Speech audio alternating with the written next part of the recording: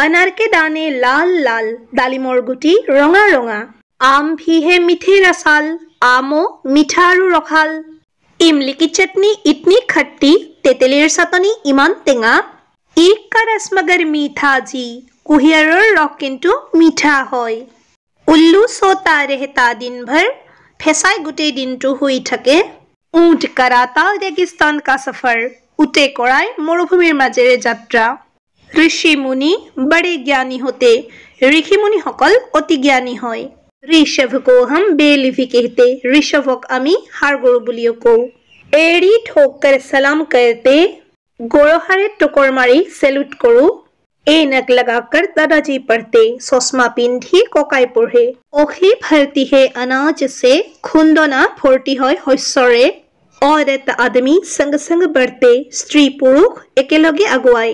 अंगूर खट्टे है लोमड़ी कहती, आंगुर टेंगा हियाले कय।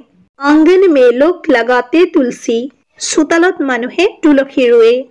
মৰমৰ ছাত্ৰ ছাত্ৰীসকল, কবিতাটো শুনি তোমালোকে নিশ্চয় ভাল পাইছা আৰু গাবলৈও যত্ন কৰিছা। যিসকলে এই চেনেলটোত নতুনকৈ আহিছা, চেনেলটো সাবস্ক্ৰাইব কৰিবলৈ নাপাহৰিবা। ধন্যবাদ।